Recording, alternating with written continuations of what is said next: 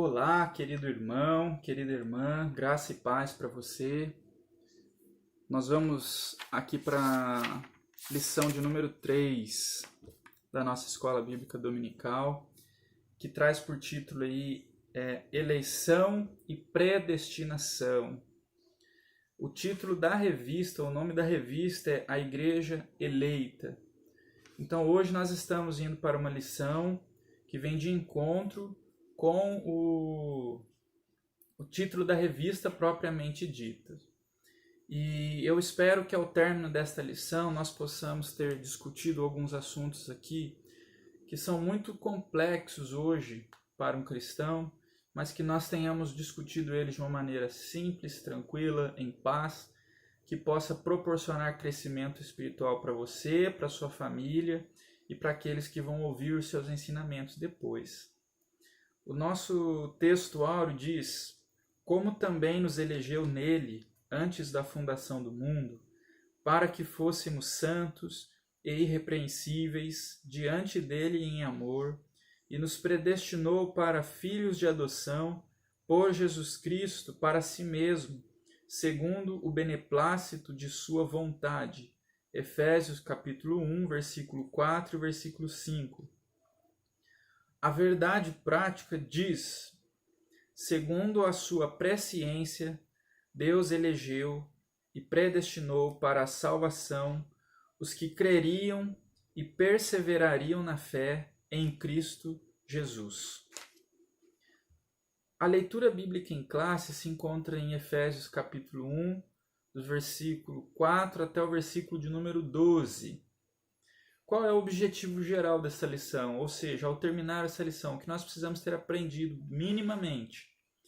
Informar que Deus soube de antemão, por meio de sua presciência, quais pessoas creriam e que em Cristo seriam predestinadas a receber bênçãos espirituais. Então nós precisamos terminar essa lição tendo em mente que Deus, por meio da sua presciência, o seu saber antecipado, vamos dizer assim, presciência, o saber antecipado das coisas. Por meio da sua presciência, Deus já sabia quais as pessoas creriam em Cristo e seriam predestinadas, então, por Ele a receber bênçãos espirituais. Vamos para o objetivo do primeiro tópico, tópico 1. Estabelecer a diferença bíblica entre eleição e predestinação. Tópico 2. Explicar como ocorreu a eleição divina desde antes a fundação do mundo.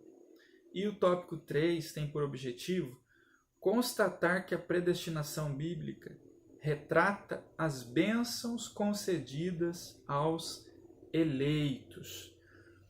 Então, eu espero de coração que você assista esse vídeo com o coração aberto.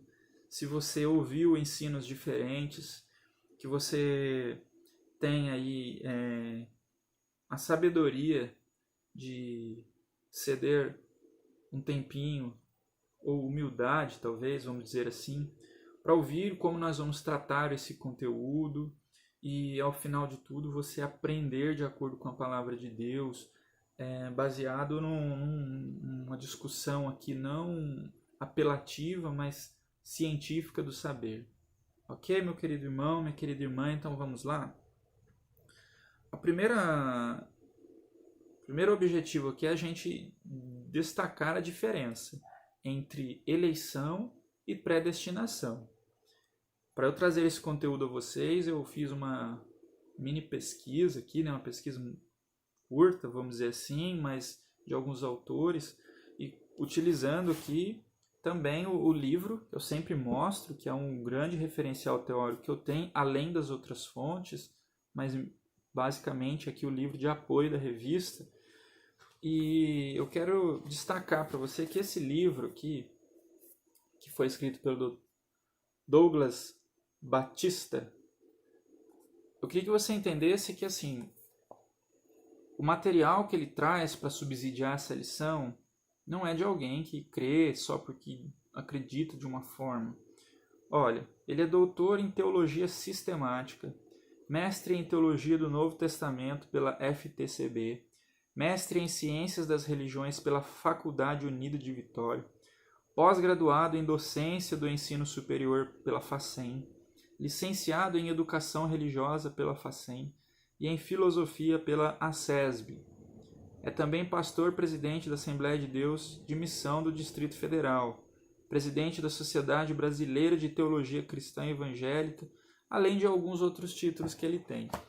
Por que eu estou dizendo isso para você? Porque nós estamos aqui gravando essas aulas nesse período de quarentena, mas com o objetivo de trazer um material que você possa aprender baseado não no que o professor pensa, não no que o professor acha, não porque um pastor X ou pastor Y falou, mas porque esse pastor X ou porque esse pastor Y ou porque esse professor está trazendo um material, um conteúdo confiável, com base teológica, com base acadêmica e com base científica, para você não crer em qualquer coisa, tá bom? Para que você tenha um bom alimento espiritual.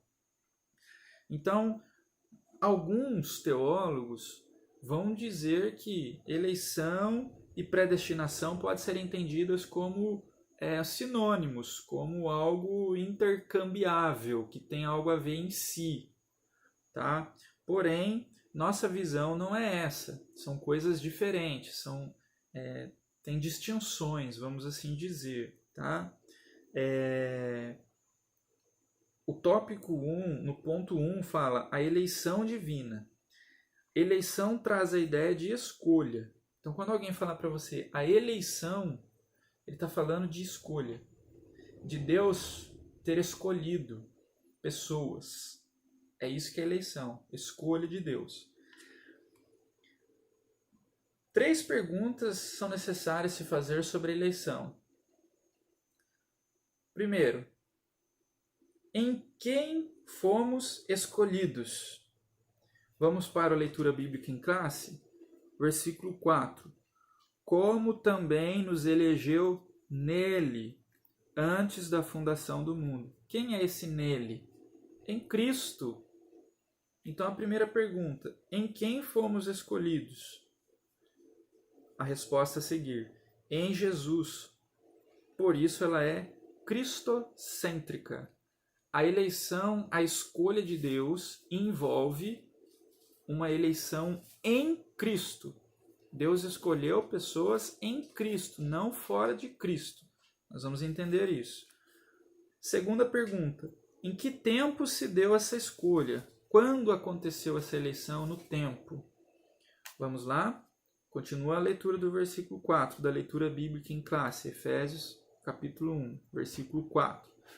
Para sermos santos e irrepreensíveis diante dele em amor. Então, como nos elegeu nele, em Cristo, antes da fundação do mundo, esse é o tempo. Antes da fundação do mundo foi que Deus fez essa escolha. Com qual finalidade?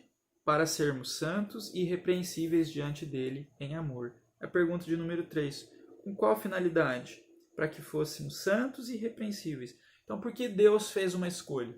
Por que Deus elegeu pessoas? Por que Deus escolheu pessoas? Qual é a característica? Em que momento isso aconteceu? Então, escolheu em Cristo, antes da fundação do mundo, para que fôssemos santos e irrepreensíveis. Ponto. Isso é eleição, escolha. A eleição tem algumas condições. Ponto 2.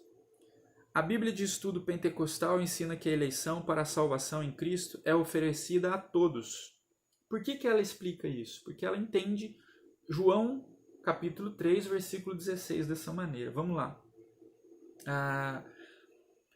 Porque Deus amou o mundo de tal maneira que deu seu Filho unigênito para que todo aquele que nele crê não pereça, mas tenha vida eterna.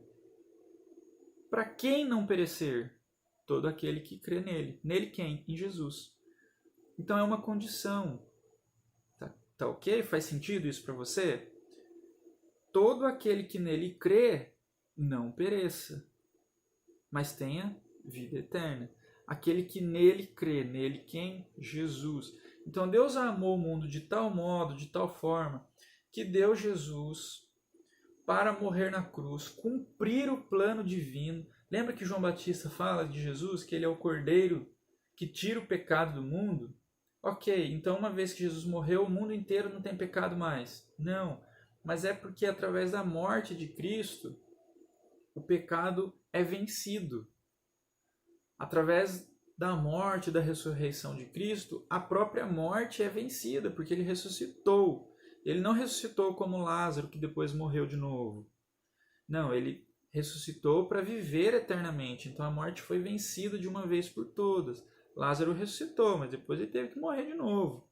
Jesus ele ressuscita para a eternidade. Ele é o primeiro a ressuscitar para viver eternamente. E assim os que crerem nele também o serão. Bem, então, a partir do comentário disso, a Bíblia Pentecostal coloca que a eleição ela acontece de uma maneira para todos aqueles que crerem em Cristo. Desse modo, fomos eleitos por iniciativa divina por causa da graciosa obra de Cristo e não pelas nossas obras. Não há nada que eu possa fazer para merecer a eleição de Deus, nem você. Ponto 3. Vida santa e irrepreensível. Paulo enfatiza que a eleição tem a finalidade específica de sermos santos e irrepreensíveis diante dele. Não foi isso que nós lemos no versículo 4 da leitura bíblica? Efésios 1, versículo 4. Nos elegeu nele antes da fundação do mundo para sermos santos e irrepreensíveis diante dele em amor. O que vem a ser o santo e irrepreensível? Santo, uma palavrinha hagios, do grego, que significa separado. Então aí traz uma ideia de separado do mundo. Nós já discutimos em aulas anteriores que um cristão ele peca, infelizmente ele peca, mas ele não tem prazer em viver no pecado como as pessoas vivem no mundo atualmente. Então quando o ser humano aceita Cristo, se converte, ele passa a viver uma nova vida, guiada pelo Espírito Santo, que o tempo todo está ali o alertando, o sinalizando, o fazendo lembrar dos ensinamentos bíblicos que ele recebe. E assim ele passa a produzir os frutos do Espírito: amor, bondade, paz, longanimidade, mansidão, temperança, domínio próprio. Diferente de uma vida sem Cristo. Tá ok? Então, essa separação, essa santificação é isso, é um modo de vida separado do mundo. Já o termo amomos, que é irrepreensível, significa sem defeito, inculpável. Esses termos, eles estão diretamente associados ao estilo de vida que nós passamos a ter. Então, diante de Deus, inculpável pelo sacrifício de Cristo, não pelas minhas obras, mas pelo sacrifício que Cristo fez, e eu estou em Cristo hoje. Então eu me torno irrepreensível diante de Deus, para eu poder herdar a vida eterna, não herdar a morte pelo pecado. Tá ok? Então, vem o ponto 4, que fala da nova vida dos eleitos, e aqui, o que nós temos? Basicamente, esse ponto destaca aqui que um crente, ele tem que viver uma vida transformada. Quando ele está em Cristo, quando ele vive para Deus, a vida dele não é mais uma vida segundo os desejos da carne, mas é uma vida que produz os frutos do Espírito. Leia esse tópico que você vai ver. Nossa vida não deve ser mais baseada na mentira, na amargura, palavras torpes. Cuidado, porque muitas vezes você pode cair numa armadilha aí do dia a dia, no ambiente de trabalho, de escola. Você ter uma linguagem, um linguajar que não te identifique como alguém que nasceu de novo. Então nós temos que vigiar aí as nossas palavras, não só entre as pessoas que são da igreja, mas em todos os momentos. Nossa vida tem que produzir os frutos do Espírito. Ok? E cada vez mais se afastar das obras da carne. Então assim nós finalizamos esse primeiro tópico, que traz aí pra gente o que é eleição. O que ela é uma escolha feita por Deus. Em que tempo? Antes da fundação do mundo. Ela tem uma condição, que é acontecer para quem está em Cristo. Ela tem uma finalidade de que nós sejamos santos e irrepreensíveis diante de Deus. Agora, a predestinação, o que vem a ser? O termo grego proorizo, traduzido como predestinar, é formado pelo vocábulo horizon, que significa determinar, e pela preposição pro, que indica algo feito antes. Ou seja, predestinar significa literalmente determinar antes. Então, quando alguém falar para você predestinação, ela está dizendo que determinou antes. Algo foi pré-determinado, determinou antes. A Bíblia de Estudo Pentecostal esclarece que a predestinação se aplica aos propósitos de Deus inclusos na eleição. Que a eleição é a escolha feita por Deus em Cristo de um povo para si mesmo. Então dizer que Deus nos predestinou é dizer que assim, Deus nos destinou previamente. É um destino prévio. É uma determinação antes de algo. O que isso significa? Que desde a fundação do mundo, Deus já nos elegeu, Deus já nos predestinou para ser salvos. É isso? Ou para ir para o inferno? E agora? Então aqui eu quero fazer uma pausa com vocês para a gente pensar um pouquinho na história.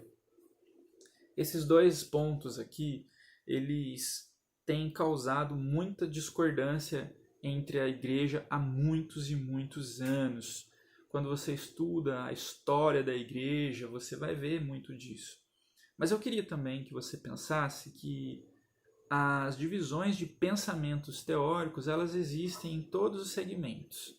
Por exemplo, quando se fala Igreja Católica Apostólica Romana, você pensa lá no Papa em Roma e todos os católicos embaixo seguindo suas orientações e seus ensinos. Mas você precisa lembrar da história que no ano 1054 depois de Cristo, essa igreja também se dividiu. Quando lá em Constantinopla existia um grupo de católicos que não pensava como os católicos de Roma e os da Europa, tá? Eles pensavam de maneira diferente. Existiam dois grupos dentre os católicos, que eu até marquei aqui, os monofisista e o iconoclasta. Basicamente, o iconoclasta entendia que idolatria não era correta, então começou a destruir imagens, os santos católicos. E tinha o outro grupo monofisista, que também tinha pensamentos diferentes dos demais católicos. Tá? Isso fez com que, dentro do Império Bizantino, através desses pensamentos diferentes, monofisista, iconoclasta, começasse a haver um rompimento com a Igreja Católica Romana. E isso foi o que deu origem à Igreja Ortodoxa, que existe até os dias de hoje, e que não está em acordo com a Igreja Romana, tá certo? Outro exemplo são os da Igreja Carismática, Canção Nova, por exemplo, que há pouco tempo que o Vaticano aceitou eles como um grupo católico também. Da mesma maneira, entre o islamismo existem os grupos muçulmanos xiitas e os sunitas. Entre o judaísmo existe os chassidistas, os ortodoxos, os que creem na Cabalá e por aí vai. Da mesma maneira, entre os cristãos protestantes existem os assembleanos, os batistas, os presbiterianos, Wesleyana, Congregação Cristã no Brasil, o Brasil para Cristo, Quadrangular. Essas divergências e essas correntes teológicas, elas se dão mais no aspecto teológico, tá? E acadêmico. Mas é importante nós lembrarmos que foi o mesmo Cristo que morreu na cruz por todos aqueles que nele crêem. Foi o mesmo Deus que enviou Jesus. É o mesmo Espírito Santo que está disponível a todo aquele que crê no sacrifício de Cristo, que confia na Bíblia, que quer morar no céu.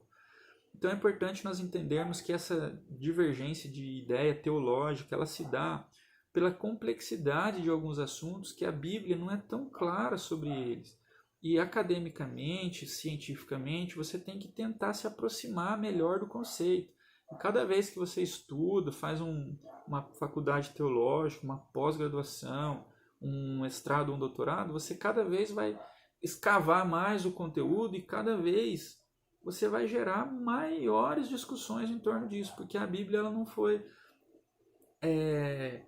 fechada de uma maneira que se fosse incontestável determinados princípios ou determinadas ideias. Então abre margem para algumas discussões não terem fim. Mas eu queria destacar aqui que existe uma grande diferença entre arminianos e calvinistas hoje, basicamente. Aí tem pelagianismo, semi-pelagianismo, arminianismo e calvinismo. Basicamente, essas 4 ideias, mas eu vou discutir resumidamente com vocês aqui sobre a ideia arminianismo e calvinismo. Primeiramente, porque eu acho injusto tratar de Calvino ou de Jacó Arminius com tanta dureza como se faz nos dias de hoje. Um grupo defende uma ideia e ataca o outro, e sim sucessivamente. O que acontece? Existiram 2 teólogos na história da igreja, 2 cristãos protestantes. Um, João Calvino, e o outro, Jacó Arminius. A questão é que quando João Calvino morreu, Jacó Arminius tinha cerca de 4 anos apenas. Então os dois não se conheceram. Mas os estudos teológicos deles apontaram para a divergência de ideias. E aconteceu que no ano 1618 até o ano 1619 foram feitas diversas reuniões, em torno de 154 reuniões em Dordrecht, na Holanda, para discutir os pontos que Calvino propunha e eram reprovados por Arminius, Jacó Arminius. E aí, isso na verdade aconteceu pelos alunos de João Calvino, pelos seguidores de João Calvino, contra os seguidores de Jacó Arminius.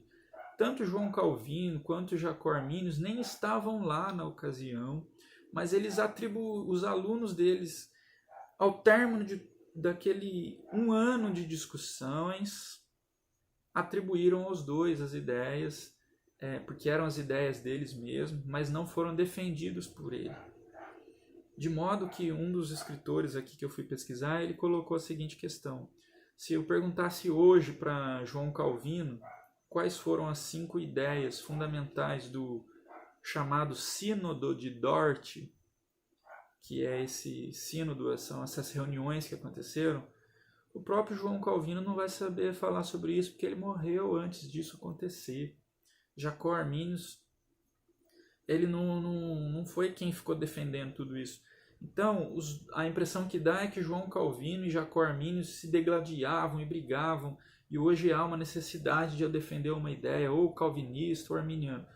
Bem, o que eu quero que você entenda, com sabedoria e com humildade?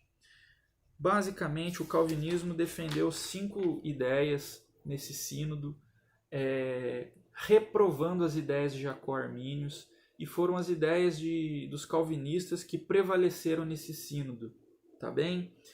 A depravação total, a eleição incondicional, a expiação limitada, a graça irresistível e a perseverança dos santos. E aí você pode pensar assim, mas se as ideias calvinistas venceram, então eu prefiro ficar com ele, eu acho que essa teologia é melhor. Mas eu vou colocar algumas coisas para você pensar. Graça irresistível. Para Jacó Arminius, a graça de Deus ela é para todo mundo, mas ela pode ser resistida. Por exemplo, você anuncia Cristo a uma pessoa, você anuncia a palavra de Deus, você fala sobre a necessidade de uma transformação, de arrependimento de pecado. Essa pessoa compreende e ela se nega a se submeter a Cristo. Ou essa pessoa é esposa de um cristão ou marido de uma crente e vê todo aquele envolvimento dessa pessoa com a igreja, do marido ou da esposa, mas não quer se submeter a isso. Essa pessoa está resistindo àquela mensagem, a mensagem de salvação e de arrependimento. Ou você acha que não, que essa graça é realmente irresistível. Se Deus chamou, não tem como a pessoa se negar a Ele. E aí eu faço uma pergunta: você é calvinista ou arminiano? Difícil responder, não é? É muito claro para você que se o seu marido foi escolhido por Deus para ir para o inferno, não adianta você pregar para ele, porque ele vai ir para o inferno mesmo assim. Ou você está indo na igreja, se esforçando para as coisas de Deus, e de repente Deus te escolheu para se perder na eternidade sem Cristo, e tudo que você está fazendo na verdade é em vão, porque em algum momento você vai se desvirtuar desse caminho, porque afinal você foi escolhido para não se salvar. Então, embora esses 5 pontos tenham sido, vamos dizer assim, vitoriosos sobre as ideias de Jacó Arminius, hoje 80% dos cristãos defendem uma ideia arminiana. Ou seja, se você acredita que uma pessoa pode virar as costas para Cristo, sair dos caminhos de Deus, se você acredita que é necessário, depois de aceitar a Cristo, permanecer firme até a morte para não perder a coroa da vida, suas ideias são arminianas. Agora, se você acredita que uma vez que Deus te salvou, antes da fundação do mundo, você vai ser salvo, independente do estilo de vida que você viva, no final, Deus vai fazer com que você tenha uma experiência de conversão e você vai se salvar. Se você acredita que um ser humano não pode resistir ao chamado de Deus, se você acredita que a eleição de Deus é incondicional e que no fim só vai perseverar quem Deus já determinou que deveria perseverar, então você tem uma ideia calvinista. Aí eu volto àquele ponto. Será que se Jacó Armínio e João Calvino estivessem presentes no mesmo tempo da história e eles pudessem discutir esse ponto, será que eles não chegariam no meio termo? Será mesmo que é necessário haver esse distanciamento tão grande como hoje, que acaba separando mais do que unindo? Então é preciso ter equilíbrio e sabedoria para entender que o meu irmão pode crer diferente a partir do entendimento que ele tem do ensino, e eu posso crer de outra forma a partir do entendimento que eu tenho do ensino, mas de ensinos que são complexos realmente. A nossa visão aqui é uma visão arminiana, tá? A predestinação significa que antes da fundação do mundo, Deus elegeu pessoas para se salvar, mas essa eleição envolve essa pessoa estar em Cristo. Deus não vai salvar ninguém que não esteja em Cristo.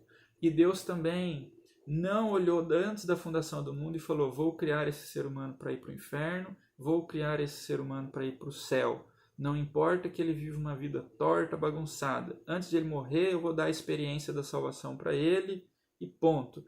Esse aqui não importa o que ele faça, o quanto ele me busque, o quanto ele se esforce para se salvar. Eu determinei que ele vai se perder e ponto final. Então a nossa visão é arminiana. Nós cremos que Deus entregou Jesus para que todo aquele que nele crê não precise perecer, mas possa ter vida eterna. Assim se cumpre aquilo que João escreve no capítulo 1, que a todos que o receberam, deu-lhes o poder de serem feitos filhos de Deus. Se você recebeu Jesus Cristo, ele te deu esse direito de ser filho. Ele te adotou. E é essas bênçãos como a adoção que envolvem a predestinação ao nosso entendimento. Não uma predestinação para o inferno, mas para as bênçãos de Deus. Então vamos lá. O que ele predestinou? Aqueles que ele elegeu em Cristo, porque ele já no princípio sabia todos que iriam crer, todos que não iriam crer. Então, para aquele grupo que iria crer, o que ele garante para esses? Essa predestinação é garantir de antemão, garantir adiantadamente algumas bênçãos. Ser filhos por adoção. O privilégio da adoção é importante ser destacado aqui. E a predestinação acontece em amor, porque o apóstolo vai nos escrever que ele, como também nos elegeu nele, antes da fundação do mundo, para sermos santos e irrepreensíveis diante dele em amor. Então Deus fez tudo isso para cumprir o seu propósito, por seu amor por nós. Deus te ama, permaneça firme. Breve Jesus voltará para levar a sua igreja para o céu. Deus te abençoe.